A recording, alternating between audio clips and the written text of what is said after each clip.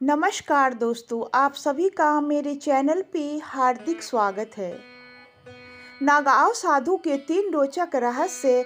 हिमालय में एकांतवास में करने वाले नागा साधुओं को कैसे होती है महाकुंभ की जानकारी जानेंगे इस वीडियो में पूरी कथा। वीडियो में अंत तक बने रहिएगा। साथ ही दोस्तों मेरे चैनल को सब्सक्राइब कर लीजिएगा। धन्यवाद। नागा साधुओं की रहस्यमयी दुनिया को लेकर हर किसी के मन में उत्सुकता रहती है। आज हम आपको नागा साधुओं के कुछ रहस्य के बारे में बताएंगे। महाकुंभ का मेला इस साल प्रयागराज में लगने वाला है। यहाँ सबसे पहले 13 जनवरी के दिन नागा साधुओं के द्वारा शाही स्नान किया जाएगा। बड़ी संख्या में नागा साधु कुंभ मेले में आते हैं। हालांकि बाकी समय ये एकांतवास में रहते हैं। हिमालय की दुर्गम चोटियों पर ये दुनिया से अलग रहकर गुप्त तरीके से योग, ध्यान और साधना करते हैं। लेकिन ऐसे में सवाल उठता है कि इन्हें महाकुंभ का पता कैसे लग जाता है और कैसे महाकुंभ के दौरान बड़ी संख्या में नागा साधु पवित्र घाटों पर पहुंच जाते हैं।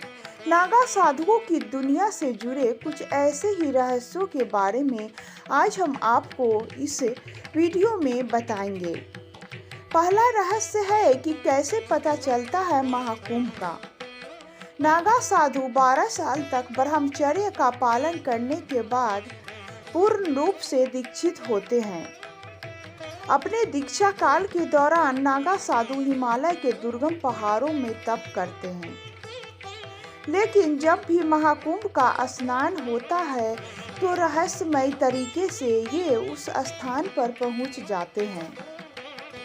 इनके पास किसी भी तरह का संपर्क करने का साधना नहीं है, जैसे कि मोबाइल वगैरह। ऐसे में सवाल उठता है कि इन्हें कैसे पता चलता है कब और कहां महाकुंभ का मेला लगने वाला है। ये बात जरा हैरान करती है। अगर आपके मन में भी ये सवाल है तो इसी सवाल का उत्तर मैं देने जा रही हूँ। दरअसल नागाओं के सभी 13 अखाड़े के कोतवाल महाकुंभ से काफ़ी पहले महाकुंभ की तिथि और स्थान की जानकारी देना शुरू कर देते हैं। कोतवाल के द्वारा स्थानीय साधुओं को सूचना दी जाती है। इसके बाद श्रृंखला बनती रहती है और धीरे धीरे दूर दराज में साधना कर रहे नागा साधुओं तक भी सूचना पहुंच जाती है।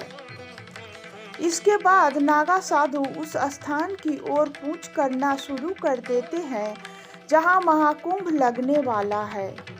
वहीं कुछ लोग यह भी मानते हैं कि योग से सिद्धियां पाए नागा साधुओं को ग्रह नक्षत्रों की चाल से भी महाकुंभ की तिथि और स्थान का पता लग जाता है। दूसरा रहस्य है कि नागाओं की धुनी का रहस्य। जहाँ भी नागा साधु डेरा डालते हैं वहाँ धुनी अवश्य जलाते हैं। इस धुनी को बेहद पवित्र माना जाता है और इससे जुड़े कई नियम भी हैं। धुनी की आग को साधारण आग नहीं माना जाता है।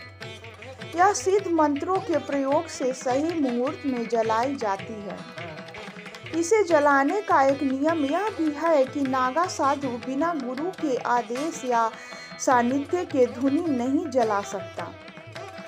एक बार धुनी जलने के बाद धुनी जलाने वाले नागा साधु को उसके निकट ही रहना पड़ता है। अगर किसी परिस्थिति में नागा साधु को धुनी के पास से जाना पड़े तो उसका कोई सेवक वहां जरूर होना चाहिए। नागा साधुओं के पास जो चिमटा होता है वो भी केवल इसलिए होता है कि धुनी की आग को व्यवस्थित किया जा सके। नागा साधु यह मानते हैं कि पवित्र धुनी के पास बैठकर अगर नागा साधु कोई बात बोल दे तो वो पूरी अवश्य होती है। जब नागा साधु यात्रा करते हैं तो धुनी उनके पास नहीं होती, लेकिन जहाँ भी ये अपना डेरा जमाते हैं वहाँ धुनी अवश्य जलाते हैं। तीसरा रहस्य है कि नागा साधुओं को निर्वस्त्र रहने का रहस्य। नागा साधुओं को आपने भी अवश्य देखा होगा, ये हमेशा निर्वस्त्र रहते हैं।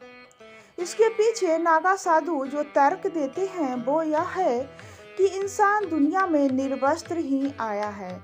प्राकृतिक रूप से व्यक्ति को संसार में रहना चाहिए, इसलिए नागा साधु वस्त्र नहीं पहनते।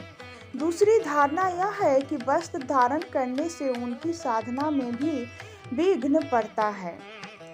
अगर साधु वस्त्रों के माया जाल में ही फंसा रहेगा तो उसके कारण काफी समय खराब होगा। यह वजह भी है कि नागा साधु कभी वस्त्र धारण करना पसंद नहीं करते। वो प्राकृतिक रूप में रहकर आसानी से हर कार्य को करते हैं। योग करके नागा साधु अपनी देह को इतना मजबूत कर देते हैं कि हर परिस्थिति और जलवायु में वे निर्वस्त्र ही रहते हैं। इसके साथ ही दोस्तों वीडियो यहीं पे समाप्त होती है। तो ये थी नागा साधुओं के बारे में कुछ जानकारियाँ जो कि मैंने आप लोगों को दिया। उम्मीद करती हूँ कि अच्छी लगी होगी। तो इसके साथ ही